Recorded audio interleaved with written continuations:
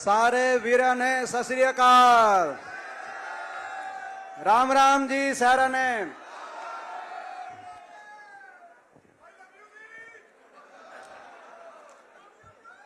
Love you too. हमारे बीच में हमारे नेता, देश की किसान की आवाज, हरियाणा के यशस्वी पूर्व मुख्यमंत्री नहीं अभूतपूर्व मुख्यमंत्री आदरणीय चौधरी भूपेंद्र सिंह हुड्डा जी, हमारे हरियाणा प्रदेश कांग्रेस कमेटी के लोकप्रिय अध्यक्ष, जिनकी अगुवाई में दिन प्रतिदिन पिछले एक वर्ष में कांग्रेस पार्टी हरियाणा में हर रोज मजबूती की तरफ बढ़ रही है। एक वर्ष के अंदर 35 से ज्यादा पूर्व विधायक, पूर्व मंत्री अलग अलग पार्टियों से, खासतौर पे भाजपा, इनेलो, जजपा छोड़कर कांग्रेस पार्टी की में शामिल जिनकी अगुवाई में हुए हैं, हमारे आदरणीय चौधरी उदयभान जी, सम्मानित मंच, सबसे पहले मैं आज इस जन संसद में, ये जन संसद है, मैं पत्रकारों को कहना चाहता हूं, इस जन संसद में मैं आज वो करना चाहता हूं जो मैं देश की संसद में नहीं कर पाया। देश की संसद में 750 किसान और मजदूर जो इस देश की अहंकारी सरकार के सामने अपने हकों की लड़ाई लड़ रहे थे, लाखों की संख्या में किसान मजदूर गए बॉर्डरों पे, लेकिन 750 बॉर्डर से लौट के नहीं आए। उनको श्रद्धांजलि देना चाहते थे हम। देश की संसद में हमने बहुत लड़ाई लड़ी, मगर इस सरकार का दिल नहीं पसीजा, दया का भाव इस सरकार के दिल में नहीं आया। ये कह सकते थे इनकी मांग नहीं मानते, लेकिन कम से कम सहानुभूति हम प्रकट करते हैं जो लौट के घर नहीं आया, जिसका घर उजड़ गया। मगर संसद में नहीं कर पाए तो क्या है, आज रोक के दिखाएं। मैं भाजपा को चुनौती देता हूं, दिल्ली और चंडीगढ़ की सरकार को चुनौती देता हूं। संसद में नहीं किया, लेकिन आज जन संसद में मैं आप सबसे आग्रह करता हूं, एक बार खड़ा होकर मौन रख के, आप सब खड़े होकर मौन रख के हम अपने 750 किसान और मजदूर भाइयों को श्रद्धांजलि देंगे। मैं आप सबसे आग्रह करता हूं।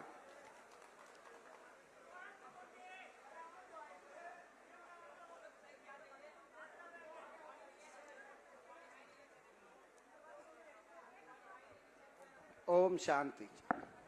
आप सब अपना स्थान लें, रोक के दिखाओ। मोदी जी, मोदी सरकार, खट्टर सरकार रोक के दिखाए, हमारे दिलों की भावना को रोक के दिखाए। मैं बधाई आपको देना चाहता हूं, देश के किसान और मजदूर को इस बात के लिए भी मैं बधाई देना चाहता हूं। इस अहंकारी सरकार को अगर झुकाने का काम किया तो आपके उस आंदोलन ने किया। वो देश की संसद है जहां मैं हरियाणा का एकमात्र विपक्ष के सांसद के रूप में देश की संसद में जब किसान आंदोलन चल रहा था तो अंदर जाके लड़ाई लड़ते थे, और पूरी भाजपा अलग अलग ताने कसती थी, मजाक उड़ाती थी। कोई कहता था देशद्रोही, कोई कहता था उपद्रवी, कोई खालिस्तानी, कोई आतंकवादी बताता था। हम न्याय की जब लड़ाई लड़ते थे तो क्या क्या नहीं सुना होगा। बहुत अकेलापन महसूस वहां पे किया मैंने, मगर आज मैं कहना चाहता हूं कि मैं अकेला नहीं हूं। आप सबका आशीर्वाद हमारे साथ है, मैं इनको बताना चाहता हूं। लेकिन मैं बधाई देता हूं वो देश की संसद जहां वो तिरस्कार हुआ किसान का। आप जीते, आंदोलन जीता, 3 कानून वापस लेने पड़े प्रधानमंत्री जी को देश के सामने आकर। और उसी देश की संसद में जब आंदोलन के जीत के बाद मैं जाता था तो जो भाजपा के सांसद मजाक उड़ाते थे, वही कहते थे कि आपकी जीत हुई, आप ठीक थे और हम गलत थे, और मेरा सीना चौड़ा हो जाता था। वो आपकी संघर्ष की देन थी। ऐसा आंदोलन मैं नमन करता हूं। देश के 75 साल के इतिहास में इससे बड़ा आंदोलन किसी वर्ग को नहीं करना पड़ा। मगर एक और रिकॉर्ड स्थापित हुआ 75 साल में। आंदोलन भी सबसे बड़ा था, मगर सरकार का अहंकार भी सबसे क्रूर था, क्रूर अहंकार। ऐसा अहंकार किसी सरकार ने नहीं दिखाया होगा देशवासियों के प्रति। अपमान पे अपमान, तिरस्कार पे तिरस्कार, इसीलिए आज हम ये संकल्प ले रहे हैं श्रद्धांजलि देते हुए कि उस अहंकार को तोड़ेंगे, वोट की चोट से तोड़ेंगे, इनके घमंड को हम आने वाले समय में हरियाणा की धरती, हरियाणा से देश का फैसला होता है। महाभारत से लेकर पानीपत की युद्ध तक हरियाणा देश को दिशा देता है। हरियाणा की इस धरती पर इनका अहंकार, भारतीय जनता पार्टी का अहंकार टूटेगा। आज हम ये संकल्प ले रहे हैं और मैं आपको बधाई देना चाहता हूं, धन्यवाद करना चाहता हूं, क्योंकि हम इनसे लड़ रहे हैं, खाली हाथ लड़ रहे हैं। इनके पास दिल्ली में भी सरकार है, चंडीगढ़ में भी सरकार है, इनके पास सत्ता बल है, इनके पास धन दौलत और असीम धन बल है, इनके पास गोदी मीडिया बल भी है, इनके पास तंत्र बल भी है, सारी देश की जांच एजेंसियों का बल भी है, साजिश और षड्यंत्र बल भी है। और इनसे लड़ने के लिए हम लड़ तो खाली हाथ रहे हैं, लेकिन हमारे पास कुछ है तो आपका आशीर्वाद और आपका दिया हुआ हौसला है, जो आज आपने बहुत बढ़ाने का काम किया है और इस हौसले के आधार पे हम लड़ रहे हैं। मैं आपका धन्यवाद करता हूं। अहंकार तोड़ना पड़ेगा और हरियाणा में सत्ता परिवर्तन करके अहंकार तोड़ना पड़ेगा, यह भी जरूरी है। सत्ता परिवर्तन हरियाणा में, क्योंकि हरियाणा में एक ऐसी सरकार आ गई 10 साल, 9.5 10 साल में इस खट्टर सरकार ने हरियाणा को विकास की पटरी से उतारने का काम किया। जो हरियाणा विकास में देश में नंबर 1 होता था, आज वो हरियाणा देश में बेरोजगारी में नंबर 1 हो गया। हर घर में एक बेरोजगार, बेरोजगारों की फौज खड़ी हो गई। कोई नशे की तरफ, आज नशे में हरियाणा नंबर 1 हो गया। कहीं अपराध की तरफ, कहीं अपना घर बार बेचकर विदेश की तरफ अपने भविष्य को खोज रहा हरियाणा नौजवान, कहीं निराशा की तरफ, कहीं डिप्रेशन की तरफ। हरियाणा में ना तो कोई फैक्ट्री लगाई, ना कोई औद्योगिक क्षेत्र, एक भी औद्योगिक क्षेत्र पिछले 10 साल में नहीं लगा। मुख्यमंत्री जी की कुछ सोच ही नहीं रही, ना कोई थर्मल का कारखाना, ना कोई बड़ी परियोजना विकास की, ना प्राइवेट के अंदर कोई रोजगार और ना सरकारी क्षेत्र के अंदर एक के बाद एक भर्ती घोटाले। सरकारी नौकरियां समाप्त कर दी, 2 लाख पद समाप्त कर दिए गए। जो बचे या तो कौशल निगम के माध्यम से कच्चे कर दिए गए, फिर भी जो बाकी बचे और या तो भर्ती घोटालों की एक के बाद एक पेपर लीक घोटालों की भेंट चढ़ गए। एक आधी लिस्ट फिर भी आई, उस लिस्टों में हरियाणा से ज्यादा हरियाणा के बाहर के नौजवानों का नंबर आया। एसडीओ की लिस्ट आई 2019 में, 80 में से 78 बाहर के। 2021 में एसडीओ इलेक्ट्रिकल की लिस्ट आई, 99 में से 77 बाहर के। असिस्टेंट प्रोफेसर टेक्निकल एजुकेशन की इस साल लिस्ट आई, 156 में से 103 बाहर के। अभी पीछे पंचायत ब्लॉक डेवलपमेंट पंचायत अफसर लगे तो उनमें भी 7 में से 5 बाहर के।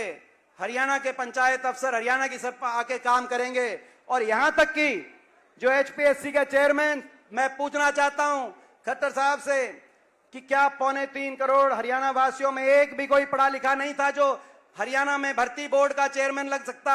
आपने झारखंड से आके वहां चेयरमैन लगा दिया। 4 साल तक कोई भर्ती नहीं करते, आखिरी साल में ग्रुप डी निकाल देते हैं। बाकी किसी रोजगार के लिए हरियाणा के शिक्षित नौजवान जो यूपीएससी टॉप करते हैं, उनको हरियाणा में अवसर नहीं मिलता। और आखिरी साल अपने चुनाव के लिए ग्रुप डी की भर्ती निकालकर पीएचडी, एमबीए उनको, ताकि यह चुनाव के अंदर देश में सबसे ज्यादा बेरोजगारी देने वाली ये सरकार, इसको जाना होगा। देश में सबसे ज्यादा महंगाई देने वाली सरकार, सबसे महंगा डीजल, पेट्रोल, रसोई गैस का सिलेंडर और बिजली के बिल, अदानी का समझौता बदल दिया और अदानी ग्रुप से, समूह से देश की सबसे महंगी बिजली हरियाणा के उपभोक्ता को दिलाने का काम हो रहा है।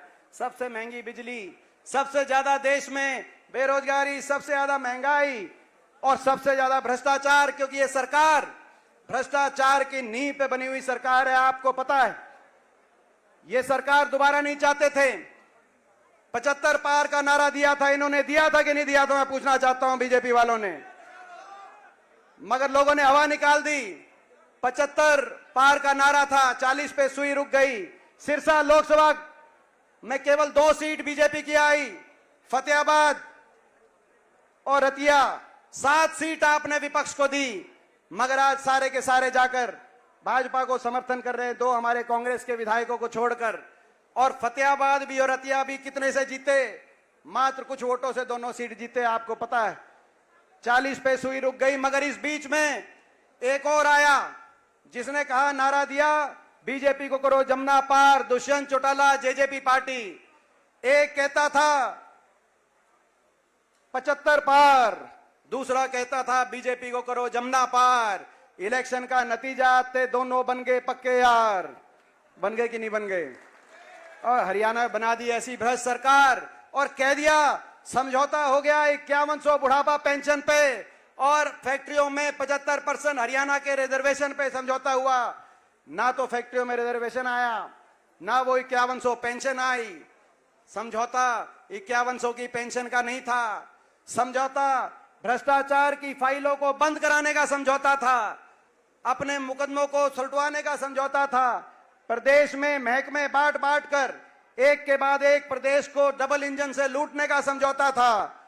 महकमे बांटे गए, कहीं शराब महकमा, कहीं माइनिंग महकमा, एक एक घोटाले आपके सामने आ रहे हैं हर रोज। घोटालों का प्रदेश बन गया हरियाणा। शराब घोटाला देश में कहीं भी होता है तो हरियाणा में उसके तार जुड़ते हैं।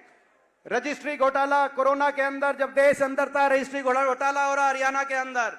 माइनिंग घोटाला, मुख्यमंत्री कार्यालय अधिकारी जमीन घोटाले आज देश में सामने आ रहे हैं।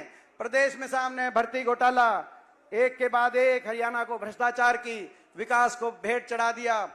भ्रष्टाचार में देश में हरियाणा नंबर 1 बनाने का काम किया, मगर उससे भी बुरा काम किया। विश्वासघात, बहुत बड़ा विश्वासघात किया। इन्होंने जमुना पार के नाम पे वोट ली, मगर जाके समर्थन दे दिया दुष्यंत चौटाला ने, जेजेपी पार्टी ने। मैं एक बात आपको बताना चाहता हूं, आपने भी सुना होगा, और उस बात को समझना, गहराई से अपने दिल तक रखना। मैं शेर और शायरी जानता नहीं, मगर मैं एक बात अपने मन से कह रहा हूं, उसको दिल तक रखना। किसान मजदूर नहीं हारा दुश्मन के वारों से।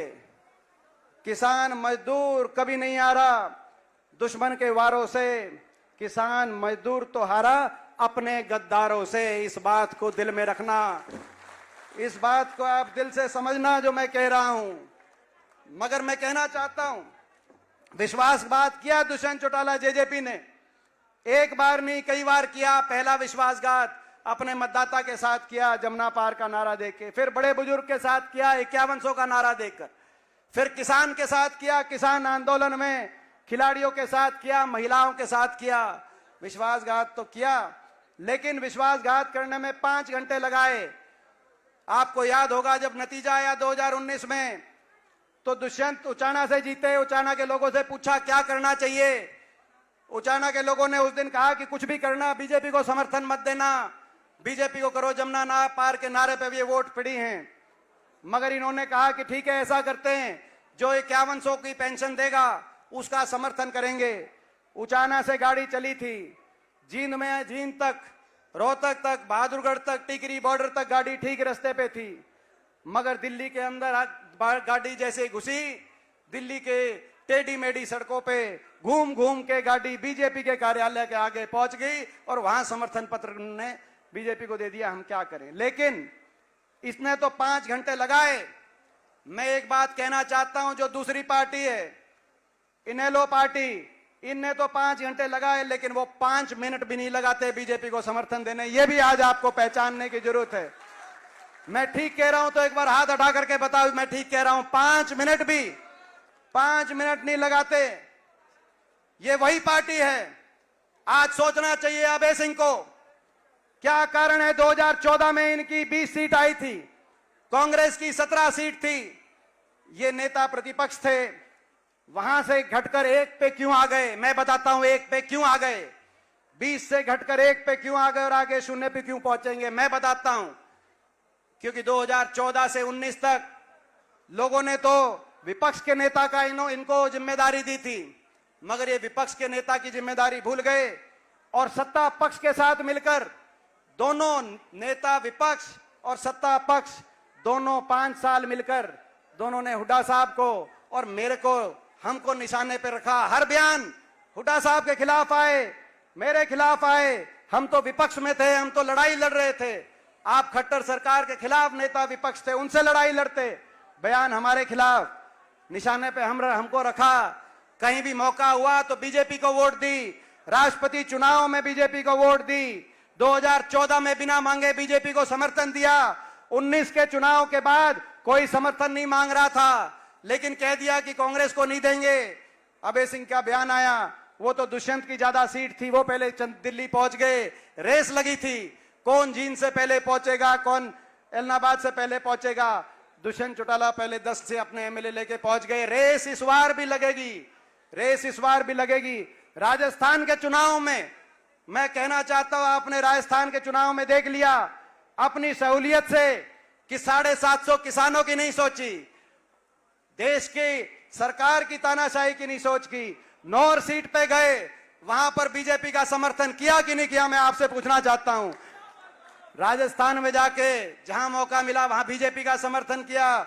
हमारे भी कुछ रिश्तेदार हो सकते हैं किसी और पार्टी में, लेकिन किसान की बात आएगी तो लड़ाई ईमानदारी से लड़नी पड़ेगी। मौका मिलता है तो ये बीजेपी का समर्थन करते हैं। मैं आपको आज ये भी एक चेतावनी देने आया हूं, इनका एक समझौता और हो गया है बीजेपी के साथ। जो जेजेपी का समझौता था वो एक और समझौता हो गया, भ्रष्टाचार का जो समझौता तोड़ने का भी समझौता हो गया है। ये मेरी बात आप एक और मेरी बात को समझ के अपने दिल में रखना। समझौता तोड़ेंगे बीजेपी के इशारे पे, आपके बीच में आएंगे। कांग्रेस की वोट में कौन ज्यादा सेंध मारेगा, अभय सिंह ज्यादा मारेंगे या दुष्यंत चौटाला ज्यादा मारेंगे, इस बात की बीजेपी के इशारे से, उनके इशारों पर इस तरह की राजनीति हरियाणा में करने का काम करेंगे। चक्रव्यूह रचा जाएगा, चक्रव्यूह रचा जाएगा। प्रदेश में परिवर्तन को रोकने के लिए चक्रव्यूह रचा जाएगा। पिछले बार तो आप भी नादान थे, हम भी नादान हैं, अब आप भी समझ चुके हो, हम भी समझ चुके हैं। इस चक्रव्यूह को तोड़ने का काम और इस तोड़ने में हमारा साथ आप दोगे कि नहीं दोगे, एक बार हाथ खड़ा करके मैं आप सबसे आशीर्वाद, आप सबसे साथ मैं इस बात के लिए मांगता हूं। मैं एक और बात देख रहा हूं अंत में, मुख्यमंत्री जी पिछले 3-4 दिन से सारा काम छोड़कर मुझे निशाने पे ले रहे हैं। अरे जेजेपी वाले, इनेलो वाले तो ले ही रहे हैं, लेकिन मुख्यमंत्री जी सारा काम छोड़कर मेरे खिलाफ बयान दे रहे हैं। मैंने कुछ नहीं बोला अभी तक, उनका बयान मैं हर रोज सुनता हूं, मैं बोला मैंने कुछ नहीं, मगर मैं पूछना चाहता हूं मेरा क्या कसूर है। मैं ईमानदारी से इनके भ्रष्टाचार के खिलाफ बोलता हूं, मेरा ये कसूर है। मैं ईमानदारी से किसान के साथ खड़ा हुआ, देश की सरकार से दिल्ली की संसद में मैंने टक्कर ली, आंख में आंख डालकर। जिस सरकार के सामने ये लोग दब जाते हैं, क्या मेरा ये कसूर है? हमारी बेटियों को जब दिल्ली की सड़कों पे घसीटा गया, हमारी खिलाड़ी बेटियों को उनके साथ दिया, क्या मेरा ये कसूर है? अगर किसी वर्ग के साथ अन्याय हुआ और उसके साथ लड़ना कसूर है तो मैं कसूरवार हूं और मैं अपनी ये लड़ाई जारी रखूंगा। मैं किसी से ना झुकूंगा, ना मैं किसी से रुकूंगा। ये मैं आज आप, और ना ही हमारी पार्टी और ना ही कांग्रेस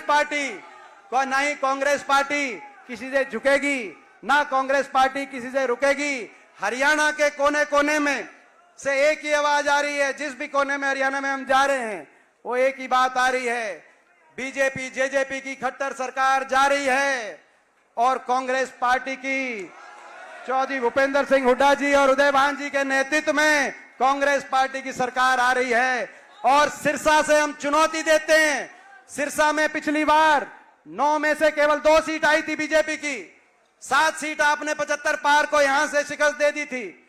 इस बार वो 2 सीट भी फतेहाबाद और रतिया की 2 सीट इसलिए आई थी, दोनों जगह विपक्ष का जो वोट था वो बटा हुआ था। आज प्रहलाद सिंह गीलाखेड़ा जी भी यहीं बैठे हैं, वीरेंद्र सिवाज जी यहीं बैठे हैं और रतिया से भी सारे बैठे हैं। अब मैं इनको चुनौती देना चाहता हूं, 9 में से आपकी 2 आई थी, आप जोर लगा लेना, 9 में से 1 भी सीट सिरसा लोकसभा में। धन्यवाद देता हूं अध्यक्ष जी का, चौधरी उदयभान जी का। इस रैली का मुझे आपने कन्वीनर बनाने का, संयोजक बनाने का जो काम किया, मैं आपका धन्यवाद करता हूं। और मैं ये भी कह रहा, आपने प्रभारी बनाया इस सिरसा की रैली का। अंत में मैं एक ही अपनी तरफ से मांग रखते हुए, 2 मांग अपनी तरफ से रखते हुए बात समाप्त करता हूं।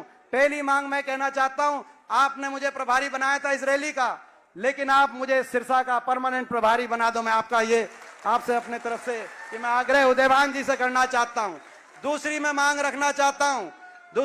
रखना चाहता हूं, ये जो 750 किसान जो शहीद हुए थे, मैं चौधरी भूपेंद्र सिंह हुड्डा जी से ये आग्रह करना चाहता हूं, सरकार बनेगी, सही बात है, डॉक्टर केवी सिंह जी ने कहा जैसे कंडेला के एक किसान शहीद को आपने हर परिवार में सरकारी नौकरी देने का काम किया था, इन परिवारों में भी सरकारी नौकरी सभी को आप देने का काम करेंगे। लेकिन साथ में इसके साथ साथ हरियाणा में राष्ट्रीय किसान आंदोलन, इन 750 शहीदों की याद में और सभी किसान मजदूर जिन्होंने इस आंदोलन में योगदान दिया, उनके सम्मान में राष्ट्रीय किसान आंदोलन का एक स्मारक, किसान शहीद स्मारक हरियाणा के अंदर अपनी सरकार बनेगी तो स्मारक बनना चाहिए। ये मैं आपसे आग्रह करते हुए अपनी बात समाप्त करता हूं।